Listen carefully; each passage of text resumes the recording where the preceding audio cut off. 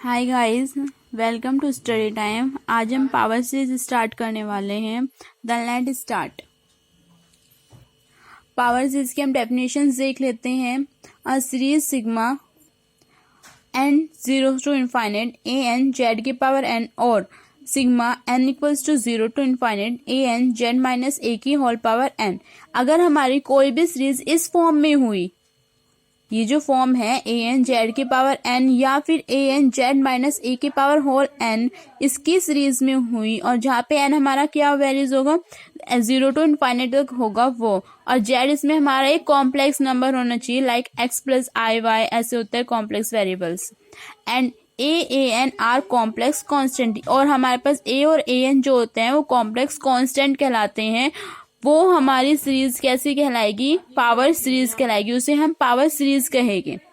देखिए अब नेक्स्ट है to test the convergence for the series sigma u n of positive terms. सबसे पहले आता है हमारा comparison test. Comparison test like let sigma u n and v n be two series of positive term. हमारे पास u n और v n कैसे हैं, दो पॉजिटिव टर्म्स है। लाइक हम उसे कैसे हम बताइए कि वो कंपैरिजन टेस्ट है नहीं है, उसके लिए हम सबसे पहले हम ये देख लेंगे यू एन और वी एन की वैल्यू देखेंगे, उसको limit n tends to infinite में उसका मॉडुलस निकाल देंगे u n upon v n. ये हमारा इक्वल्स टू एल, कोई भी वैल्यू आ जाएगी which is finite and non zero. ये हमारी जो वैल्यू आएगी वो फाइनाइट और नॉन जीरो होगी। Then both series sigma u n v n are convergence और डाइवर्जेंट। तब हम दोनों सीरीज यू एन और वी एन को कन्वर्जेंट और डाइवर्जेंट के कहेंगे। इसके भी अलग अलग कंडीशन होती है, डाइवर्जेंट कब होता है, कन्वर्जेंट कब होता है। अब आता है Cauchy's root test. Cauchy's root test कैसा होता है अब हम वो सीख लेते हैं। Let sigma u n be a series of positive terms such that limit n tends to infinite u n modulus की power whole 1/n equals to l. अगर हमारे पास कोई भी सीरीज है उसमें हम ये देखेंगे कि limit n tends to infinite पे यू एन की पावर 1/n जो है वो एल है, मतलब कोई भी नंबर है। देन सिग्मा यू एन हम क्या कह देंगे, अगर हमारा एल जो है वो लेस देन 1 है तो हम कह देंगे वो सीरीज वो कैसी है, वो कन्वर्जेंट है। अगर एल ग्रेटर देन 1 है तो हम कह देंगे वो डाइवर्जेंट है। अगर हम कह दे एल इक्वल्स टू 1 के आ गया तो हम कह देंगे वो टेस्ट क्या है, फेल है। तो उसके पास सबसे पहले हम टेस्ट यूज कौन सा करते हैं, कंपैरिजन टेस्ट यूज करते हैं। उसके बाद हम कोसिरूस टेस्ट है। अगर कंपैरिजन टेस्ट फेल होता है तो हम कोसिरूस टेस्ट पे आ जाते हैं। अगर हमारा कोसिरूस टेस्ट फेल हो जाता है, इक्वल्स में आ जाता है, तो हम D'Alembert ratio test use करते हैं। अब डी एलिमिनेट रेशियो टेस्ट भी देखते हैं कैसे हैं। Let sigma u n be a series of positive terms. ये सारी सीरीज कैसी होती है, हमारे पास पॉजिटिव टर्म्स की होती है। Such that limit n tends to infinite u n plus 1 u n equals to l. इसमें भी हम इसमें देखो क्या देखते थे, इसमें देखते थे यू एन की होल पावर 1/n। इसमें u n plus 1 upon u n equals to l आना चाहिए। देन जो हमारी सीरीज होगी वो यू एन अगर हमारी एल लेस देन 1 की होगी तो कन्वर्जेंट, सेम रूल हमारा फॉलो होएगा कोसी का ही। अगर एल ग्रेटर देन 1 की है तो डाइवर्जेंट होगी, एल इक्वल्स टू 1 है तो हमारा टेस्ट क्या हो जाएगा, फेल हो जाएगा।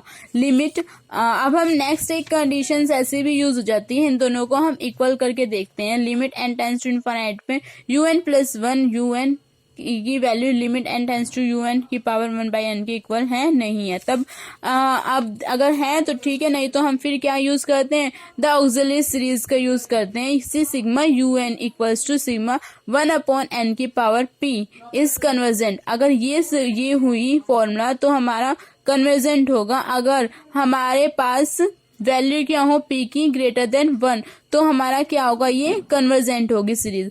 इफ हमारी लेस देन और इक्वल टू 1 की आ गई तो वो हम कंडीशन क्या कहते हैं, वो सीरीज क्या है हमारी, डाइवर्जेंट है। नेक्स्ट कंडीशन है let u n be a series of positive term is in convergent if limit n tends to infinite u n equals to 0 and divergent if n tends to infinite u n greater than 0। हम convergent उस series को कब कहेंगे, जब un हमारा 0 पे आ जाएगा in n in tends to infinite पर। अगर हमारा un ग्रेटर देन 0 आ रहा है तो हम क्या कह देंगे, वो सीरीज कैसी है, डाइवर्जेंट है। एक कंडीशन ये भी है कि हमारी सारी सीरीज कैसी होती हैं, पॉजिटिव के लिए, निगेटिव के लिए ये रूल नहीं है। अब देन आगे देखते हैं, the power series sigma a n z की power n is absolutely convergent. ये हमारी क्या होती है, एब्सोल्युटली कन्वर्जेंट हो जाएगी। इसमें ये जो फंक्शन है सिग्मा मॉडुलस में ए एन जेड की पावर एन इज कन्वर्जेंट, ये हमारा क्या कहलाता है, convergent. Next, the power series sigma a n z की power n is non absolutely और सेमी और कंडीशनली कन्वर्जेंट। ये हमारी जो होती है नॉन एब्सोल्युटली होती है और कंडीशनली भी हमारी कन्वर्जेंट होती है। इफ ए एन जेड की power n is convergent but sigma a n z की power n is non convergent divergent, यानी कि ये जो हमारी कंडीशनली तो कन्वर्जेंट होगी बट ये जो मॉडुलस में ले आएगी अगर हम, ये नॉट कन्वर्जेंट होगी, ये हम क्या कह देंगे, ये डाइवर्जेंट है। कुछ चीज रिमेंबर की है तो ये आप रिमेंबर रखना। ये आपने सेकंड ईयर में पढ़ा होगा, फर्स्ट ईयर में पढ़ा होगा, लिमिट एक्सटेंड्स टू ए पर एफ एक्स अपॉन जी एक्स की वैल्यू निकालते थे हम, वहां पे इंडिटरमिनेट फॉर्म निकालते थे। जैसे कि हमारे पास ये इंडिटरमिनेट फॉर्म आ जाती है 0 upon 0, infinite upon infinite, 0 multiply infinite, infinite minus infinite, 1 की पावर इनफाइनाइट, ये इनफाइनाइट की पावर 0, ये 0 की पावर 0, ये हमारी सारी क्या है, इंडिटरमिनेट फॉर्म होती हैं। ये हमने पहले पढ़ चुके हैं। अब हमारा आता है L hospital rule. L hospital rule is easy. इसे हम कैसे करते हैं, ये तब यूज होता है जब हमारी कोई भी फॉर्म जो होती है 0 अपॉन 0 या फिर इनफाइनाइट अपॉन इनफाइनाइट होती है, तब हमारा एल हॉस्पिटल रूल यूज होता है। देन कुछ कंडीशंस ये भी होती हैं, नोट करने की हैं। ए की power infinite always equals to infinite के होता है इफ ए जो होता है हमारा ग्रेटर देन 1 हो, तब भी क्या होगा, इनफाइनाइट के। अगर हमारे पास ए की पावर माइनस इनफाइनाइट है, वो 0 के इक्वल होगा if 0 less than a less than 1। अगर ए की वैल्यू 0 से तो बड़ी हो वो लेकिन 1 से लेस देन हो, तब ए की पावर माइनस इनफाइनाइट की वो वैल्यू क्या आ जाएगी, 0 हो जाएगी। इफ आपके पास ए की पावर माइनस इनफाइनाइट तो उसकी वैल्यू क्या होती है, 0। ए की पावर इनफाइनाइट है तो उसकी वैल्यू क्या हो जाएगी, इनफाइनाइट हो जाएगी। लॉग 0 की वैल्यू आपके पास माइनस इनफाइनाइट होती है एंड लॉग इनफाइनाइट की वैल्यू क्या होती है, इनफाइनाइट होती है।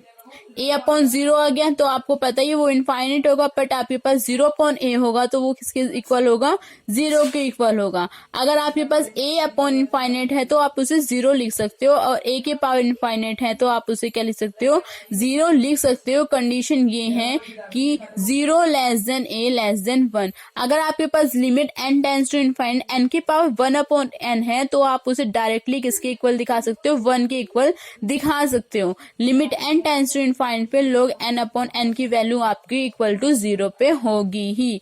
ये आपको लर्न करना ही पड़ेगा।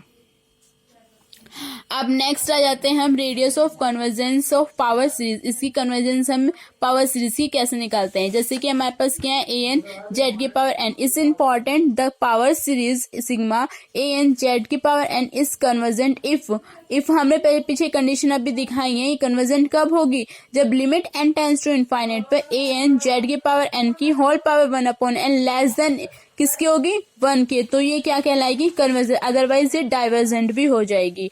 Limit n tends to infinite पे ए एन की पावर 1 अपॉन एन ऐसे कर सकते हैं ना, इसको इसके साथ रखेंगे तो ये इसका मॉडुलस एन से एन कैंसिल हो जाएगा, तो क्या आ जाएगा, z less than equals to less than 1।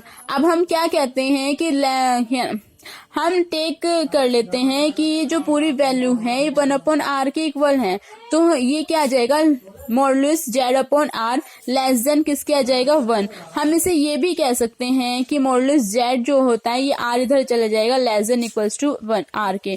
Are क्या है, एक रियल नंबर है and the power series sigma a n z की power n is divergent if, मैंने यहाँ कहा था ना अदरवाइज चेंज हो जाएगा, क्या हो जाएगा, वो डाइवर्जेंट हो जाएगा। तो इसका साइन अब हमने क्या कर दिया, चेंज कर दिया, तो वो क्या हो गया, हमारे पास डाइवर्जेंट हो गया। अगेन हमने क्या किया, limit n tends to infinite पे a n power 1/n modulus में z ग्रेटर देन 1। तो अब हमने क्या किया, इस पूरे को अगेन r मान लिया है, तो इसके अपॉन में क्या आ गया r। तो modulus of z greater then r and r क्या है हमारा, r is radius of convergence. So thank you guys. अगर आपको मेरी वीडियो पसंद आए तो लाइक एंड शेयर कर देना, एंड कोई भी प्रॉब्लम हो तो मुझे कमेंट कर देना। Thank you.